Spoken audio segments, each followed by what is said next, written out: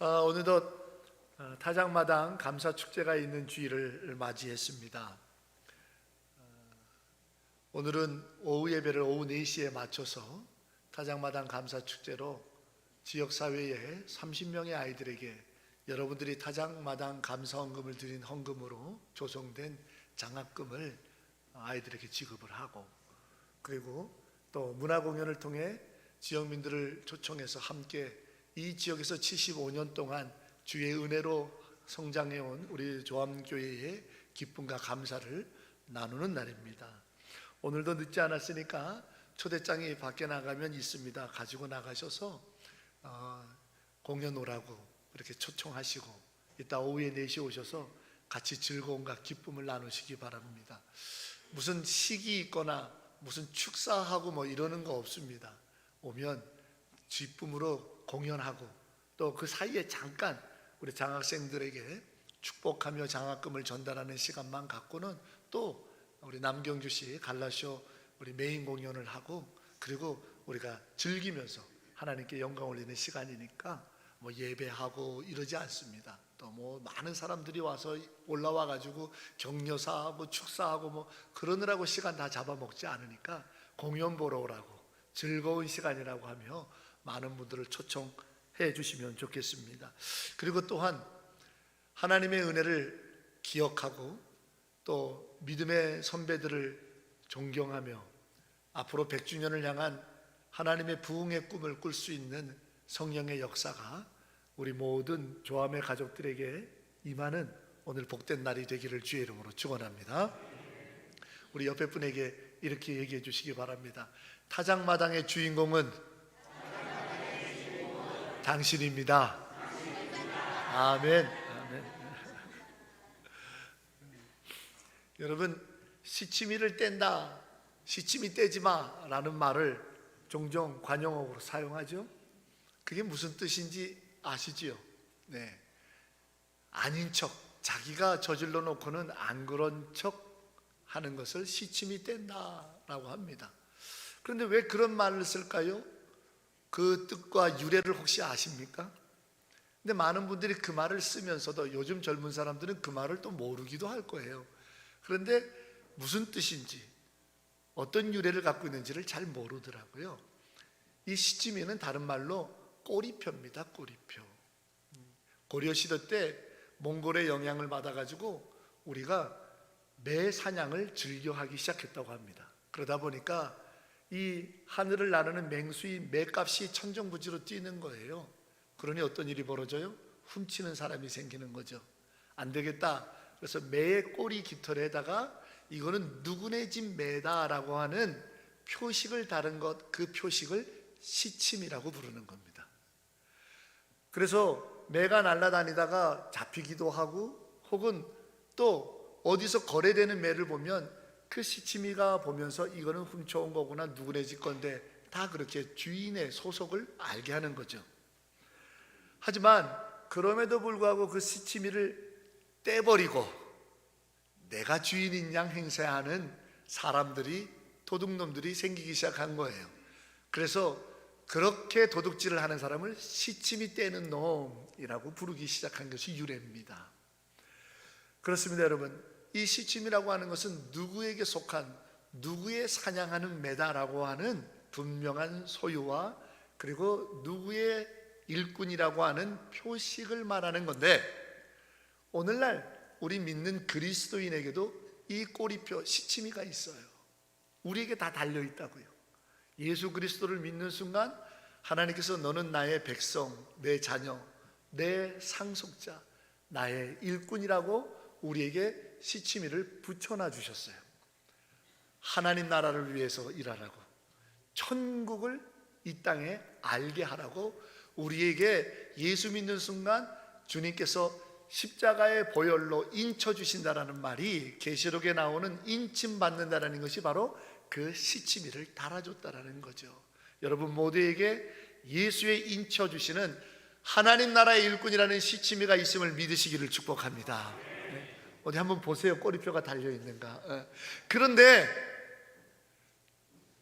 주일날 아침에 그 꼬리표를 달고 교회에 왔다가 교회를 나서는 순간 떼버리는 사람들이 너무 많은 거예요. 자기 편의대로. 그리고는 일주일 동안 세상에서 살면서 시치미를 떼고 사는 거죠. 내가 하나님 나라의 일꾼 아닌 듯, 천국 백성 아닌 듯 시치미 떼고 사는 그런 그리스도인들이 참 너무 많다. 저부터 여러분 모두가 나는 시치미 떼는 인간인지, 시치미 떼고 사는 예수 믿는다 하는 그리스도인인지 스스로를 좀 자숙해 봐야 될 것 같습니다.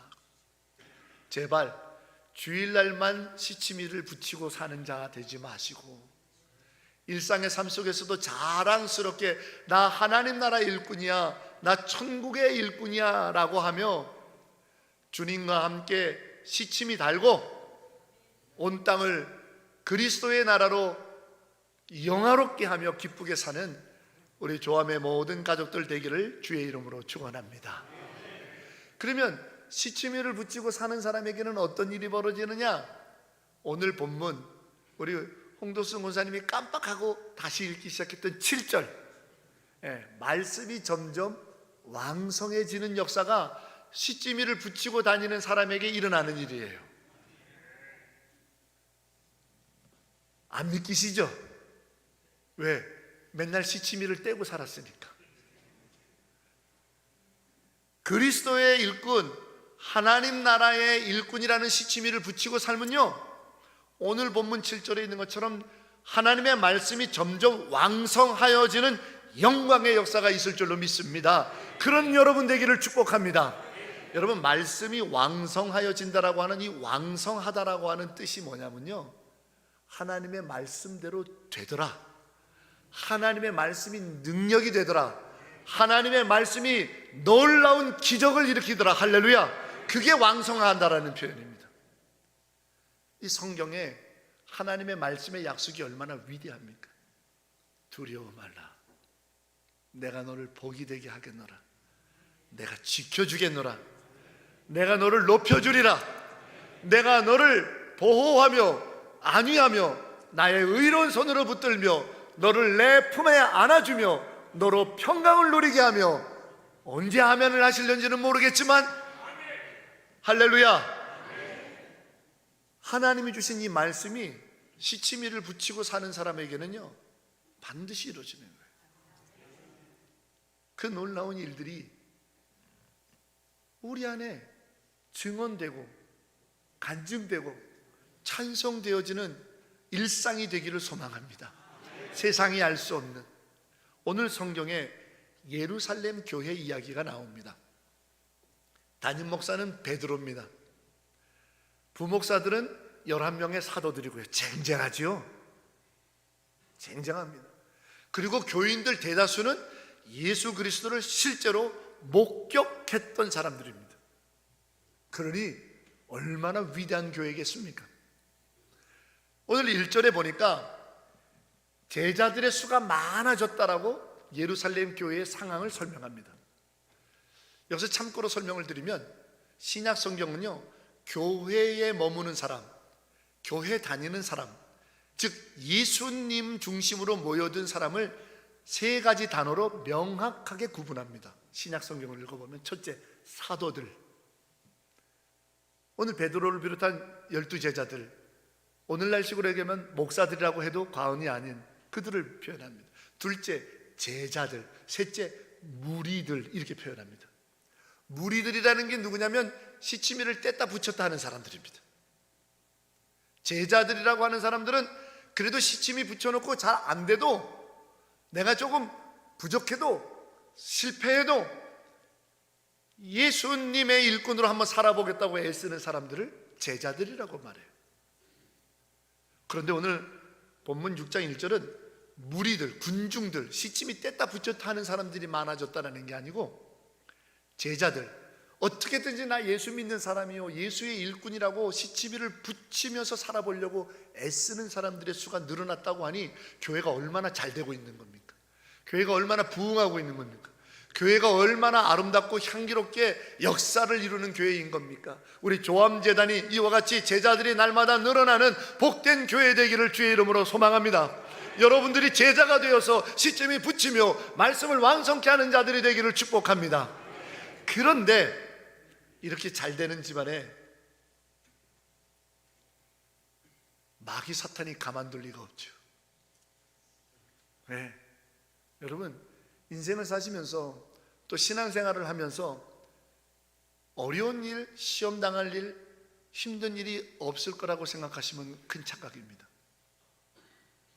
다시 한번 언급해 드립니다만, 오늘 베드로가 담임 목사이고 11명의 제자들이 부목사인, 그리고 예수님을 직접 육안으로 보고 예수님의 가르침을 직접 귀로 들었고 목격했던 자들이 주류를 차지하고 있는 이 예루살렘 교회에도 오늘 본문 1절에 보니까 제자들의 수가 많아지더라고 하는 부흥만 기록되는 게 아니라 2절, 3절도 가기 전에 1절 마지막에 서로 원망하는 일이 생겨났다는 것을 기록하고 있어요.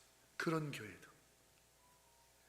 저도 이 목회실에서 30년째 있지만 성도들이 교회가 뭐 이래요, 교회가 왜 이렇게 상처를 입어요, 교회라고 다를 게 없네. 오늘 예루살렘 교회도 서로 원망하는 일이 벌어졌다고요. 예루살렘 교회도 서로 원망하는 일. 베드로가 담임 목사인 교회도, 베드로가 담임 목사인 교회도 예수님의 부활을 직접 눈으로 보았던 자들이 대부분을 차지하고 있었던 예루살렘 교회도 원망하는 일이 벌어졌다라는 오늘 이 기록은 그러면 어떻게 설명하겠습니까? 하물며 이런 교회도 서로 원망하는 일이 원망하더라. 그러니 우리 교회는요, 원망하고 서로 시험 들게 하는 일이 당연히 있죠. 우리가 부족하기 때문이기도 하지만 마귀가 그 꼴을 못 보는 거예요. 마귀가 예수의 말씀이 흥황하고, 마귀가 예수의 보혈이 충만하고, 마귀가 예수 믿는 사람들이 시치미를 붙이고 사는 사람들이 복받고 잘되는 꼴을 보겠습니까? 안 보죠. 그래서 자꾸 흔들어대고 어려움을 일으키는 겁니다. 그러면 여기서 중요한 질문을 하나 던지죠.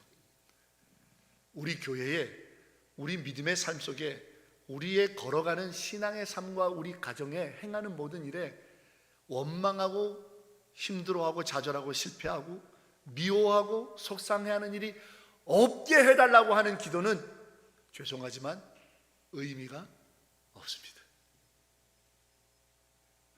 왜? 베드로가 담임 목사인 이 교회에도 예수의 부활을 직접 눈으로 본 사람들이 대다수를 차지하는 교회에도 원망하는 일이 벌어질 수밖에 없는데, 그러면 더 중요한 것은 이러한 일이 벌어졌을 때 내가 교회에서 시험 받는 일이 생기고 내 인생에 답답하고 힘든 일들이 벌어지고 내가 좀 뭔가 될 것 같고 복 받을 것 같고 신앙이 정말 은혜가 넘치고 뜨거워질 것 같은데 그것을 찬물 끼얹는 일들이, 원망하는 일들이 벌어졌을 때, 그런 일은 없을 수가 없으니 그 일이 벌어질 때 내가 어떤 결정과 어떤 선택을 하느냐가 중요한 것이지, 거기에 승패가 달려있는 것이지 원망하는 일이 없는 것에 승패가 달려있지 않다는 거예요. 현실을 냉혹하게 보시기 바랍니다. 우리의 죄성을 인정하시기 바랍니다. 우리는 의인은 없나니 하나도 없도다. 성경의 증언입니다. 의인인 척하지 마십시오. 저를 비롯한 이 자리에 있는 모두가 나는 의인인 것처럼, 아니요, 의인은 없나니 하나도 없도다.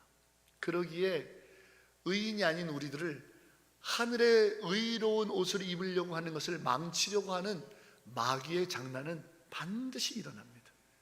그때 정신을 바짝 차리고 깨어 일어나 가장 소중한 선택을 바르게 할 때에, 가장 소중한 선택을 바르게 할 때에 오늘 본문의 결론인 하나님의 말씀이 점점 왕성하여지는 역사가 있더라는 겁니다. 혹 이 자리에 힘겹고 버거운, 원망하더라 오늘 성경에 써져 있는 이 같은 어려움을 갖고 계신 분 계십니까? 실망하지 마십시오. 좌절하지 마십시오. 감정이 폭발해서 화내지 마십시오. 오히려 영적으로 가만히 말씀을 곱씹어 보십시오. 이때가 내가 바르게만 선택한다면, 이때가 내가 옳은 선택만 한다면, 이때가 내가 정말 성경이 오늘 들려주는 진정한 진리의 선택을 한다면 내 삶 속에 하나님의 말씀이 왕성하여지는 영광의 역사가 있을 축복했다라는 사실을 선포하오니 믿으시기를 주의 이름으로 축원합니다. 이때란 말이에요. 이때. 그때를 놓치지 마세요. 그때를 원망으로만 보내지 마세요. 그때를. 여러분 보시기에 제가 1월 24일 날 우리 교회 부임해서 지금 11월 거의 10개월 우리가 같이 봤는데, 1월 달에 제가 부임할 때의 모습과 지금의 모습을 볼 때에 어때, 살이 쪄 보여요? 살이 빠져 보여요? 네, 많은 분들은 그대로 혹은 좀 빠져 보인다고 얘기해요.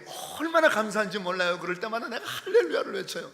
근데 딱 한 사람만 쪘다고 구박과 갖은 비난과 박해를 하네요. 같이 사는 사람이에요. 얼마나 먹는 것 갖고 스트레스를 주는지, 살쪘다고 얼굴이 네모라로 간다고, 금복주 같이 보여지기 시작한다고, 옷이 터질 것 같다고. 그래서 제가 보여주기로 했어요. 달라진 나를. 네. 보여줄게, 달라진 나를. 네. 그래서 이제부터 작심해서 이 겨울 사이에 내가 작심해서 홀쭉한 몸으로 변모하리라. 내년 봄에 보시면 달라질 것입니다. 네. 아무도 아멘을 안 해도 할 거예요. 할 거예요. 네. 그래서 제가 목표를 설정했습니다. 매일 체중계에 올라가면서 내가 운동도 하면서 먹는 것을 조절해가면서 살을 빼버리라. 그 목표를 세우면요, 그 목표가 나를 이끌어가요. 밥을 한 숟갈 덜 떠요. 국물을 한 숟갈 덜 마셔요. 밤에도 뭐 먹고 싶을 때도 참아요. 어젯밤은 최고로 유혹이 심했어요. 우리 딸이 그 밤에 라면을 끓여 먹는 거예요. 그래서 딸이 라면을 먹는 자리에 가서 그냥 향기만. 그래서 제가 흠향한다는 말이 뭔지를 어저께 체험했어요. 라면 그 향기를 흠향하는데도 그것만으로도 기쁘더라고요. 그래도 참았어요. 우리가 목표를 세우면 우리 인생이 그거를 끌어가는 거예요. 그러면 달라지는데, 그런데 우리 믿음의 사람들이 원망이 우리의 인생을 끌고 가도록 내버려 두는 거예요. 상처가 내 인생을 사망의 구렁텅이로, 좌절의 구렁텅이로 끌어가는데 그대로 방치해요. 우리 믿음의 사람들이, 그리스도인들이 내가 자존심 상했다고, 내 감정이 상했다고, 내가 시험 들었다고, 어떻게 그럴 수 있냐고, 그거에만 사로잡혀가지고 거기에 끌려가는 거예요. 언제까지 그런 인생을 사시겠습니까? 거기에는 말씀이 왕성해지는 복이 없습니다. 자, 오늘 예루살렘 교회는 한참 잘 나가고 부흥할 때 원망할 만한 일들이 벌어져서 싸우고 다투고 히브리파냐 헬라파냐 분쟁해서 서로 상처를 줬어요. 이때 이들은 정신을 바짝 차리고 그 상처가, 그 문제가, 그 아픔이, 그 시험이, 그 고통이 자기들의 교회와 자기들의 인생을 끌고 가도록 내버려 두지 않았어요. 결단했어요. 하나님의 말씀이 왕성해질 수 있는 그 좋은 선택을 했어요. 그 좋은 선한 선택을 오늘 성경을 통해 두 가지를 함께 나눌 텐데, 우리 조암교회가, 저와 여러분, 이 조암대전에 속한 성도들이 예루살렘 교회와 같은 바른 선택, 생명의 선택, 승리의 선택을 행함으로 우리 이제 좀 더 하나님의 말씀에 왕성케 되어지는 은총의 축복의 성산에 서는 주인공들이 되기를 주의 이름으로 축원합니다. 그 첫 번째는 원망이 우리를 끌고 가고 시험이 끌고 갈 게 아니라 말씀과 기도가 우선되게 하였다는 선택이었어요. 문제가 일어나니까 베드로를 비롯한 사도들과 교회의 지도자들이 제일 먼저 우려한 게 뭐예요? 말씀이 약해질까 봐. 기도하는 일이 줄어들까 봐 그게 우선이라고 먼저 선포하는 겁니다. 말씀과 기도에 집중하겠다, 전념하겠다라고 하는 오늘 말씀은 그게 줄어들어서는 안 된다는 거예요. 그게 약화돼서는 안 된다는 거예요. 우리가 아무리 어려워도 말씀과 기도가 우선되는 것을 먼저 선택하자, 이 선포를 한 거예요. 이게 하나님의 말씀이 왕성해져서 복이 되고 역사가 되고 기적이 되고 능력이 되고 놀라운 하나님의 권능의 역사를 일으키는 첫 번째 비결이었더라는 거죠. 그런데 우리는 상처 입으면, 뭔가 분쟁이 있고 원망할 만한 일이 벌이면 당장 예배부터 패합니다. 기도의 자리를 잃어버립니다.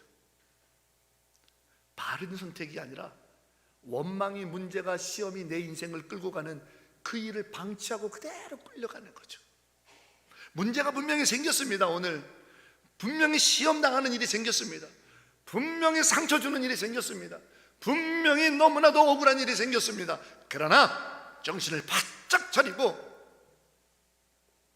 하나님의 말씀을 잃어버리지 아니하리라, 기도의 자리를 빼앗기지 아니하리라.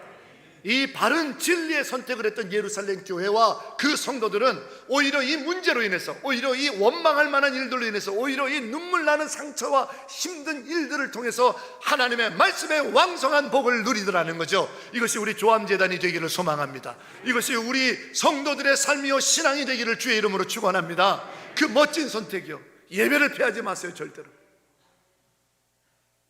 기도의 자리를 절대로 빼앗기지 마세요. 그러함으로 말미암아 우리 안에 놀랍고 위대한 하나님의 일이 벌어지는 거예요. 자신을 한번 돌이켜보세요. 문제와 원망이 나를 이끌어가는 인생입니까? 예배와 기도가 나를 이끌어가게 붙잡는 인생입니까? 예레미야 선지자는 33장에 고백합니다. 이를 계획하신 여호와, 이를 이루시고 성취하시는 여호와, 그에게 부르짖으라.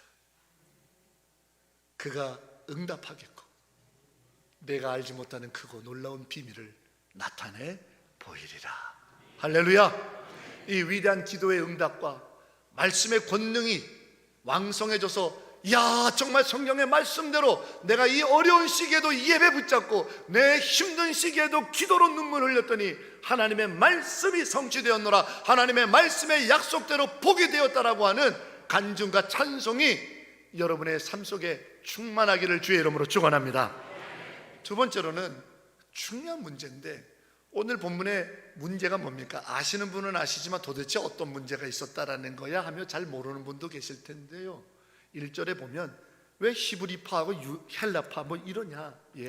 히브리파라고 하는 것은 이 가나안, 예루살렘을 중심으로 한 이스라엘 땅에서 낳고 자라고 거기를 떠나보지 않았던 사람들입니다. 오늘 우리 식으로 얘기하면 조암 토백이들이죠. 우리 교회의 형태로 얘기하면 개척 멤버고 오래된 분들입니다. 우리 교회에 대해서 익숙하고 설명하지 않아도 당연히 그런 걸로 아시는 분들입니다. 그런데 이 헬라파는 누구냐? 여러 가지 이유로 인해서 떠나 있다가 다시 들어온 사람들입니다. 또 새롭게 들어온 사람들입니다. 이 헬라파라고 부른 이유는 뭐냐면, 이스라엘 땅을 벗어나서 이민을 갔든지 뭐 잡혀갔든지 직장 때문에 갔든지 아니면 거기서 이세로 낳든지 뭐 여러 가지 이유로 인해서 이스라엘 밖에서 있다가 헬라식으로 살다가 뜻한 바가 있어서 다시 예루살렘으로 와서 예수를 믿고 교회에 들어온 사람, 그 사람들을 헬라파라고 말하는 거예요. 그런데 충돌이 일어났어요. 무슨 일 때문에? 어려움을 당한 사람들을 돕는 구제 때문입니다. 남편을 일찍 여의고 생계가 막막했던 사람들이 많았는데 그 사람들을 매일매일마다 구제하고 양식을 나눠주는 일에 문제가 생긴 거예요. 문제가 생긴 거예요. 예를 들면 베델 성전에서 이따가 구제합니다 라고 광고를 했는데 처음 들어온 사람은 베델 성전이 어디 있는지를 몰라요. 누구도 가르쳐 주지 않아요. 근데 우리 오래 있던 분들은 베델 성전이 어딘지 알고 그냥 거기 모여 있어요. 그러니까 모인 사람들에게만 나눠주다 보니까 헬라파는 맨날 빠지고 히브리파 원래 있었던 사람들에게만 맨날 100명 걸 준비했는데 온 사람이 50명밖에 안 되니까 2배씩 주는 거예요. 그러니 차별받았다고, 이 교회는 너무 사랑이 없다고, 적응하기 힘들다고, 먼저 있는 사람들끼리만 나눠 먹는다고 문제가 생긴 거예요. 그런 일이죠. 그런데 이 일의 해결 방식으로 성령과 은혜가 충만하고 칭찬받은 사람들을 선택하라, 그들을 일꾼으로 뽑으리라. 우리 이 부분 잘 알잖아요. 그래서 스데반과 빌립바, 또 오늘 본문에서 읽었던 낯선 이름들, 니골라까지 7명의 집사를 선택하죠. 하지만 그 7명의 이름이 중요합니다. 왜? 그 이름을 통해서 그들이 히브리파인지 헬라파인지 알 수 있거든요. 그런데 그 7명의 이름은 전부 다 헬라파라는 사실입니다. 히브리파가 한 명도 없어요. 속된 얘기를 하면은 베드로는 히브리파입니다. 11명의 제자들, 부목사들도 다 히브리파입니다. 왜? 가나안 땅에서 태어나고 거기를 떠나본 적이 없는 이스라엘 토백이들입니다. 오래된 사람들입니다. 그들이 회개하는 거예요.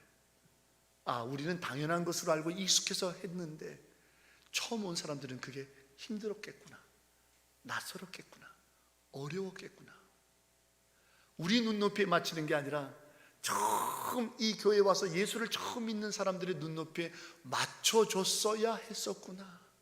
그러면 그 일을 하기 위해서는 그와 같은 심정을 아는 사람들을 세워서 그들로 하여금 골고루 소외당하는 사람이 없도록 해야겠구나. 그래서 7명의 집사들을 전부 새로 들어온 헬라파로 세운 것이죠. 이건 쉬운 일이 아닙니다.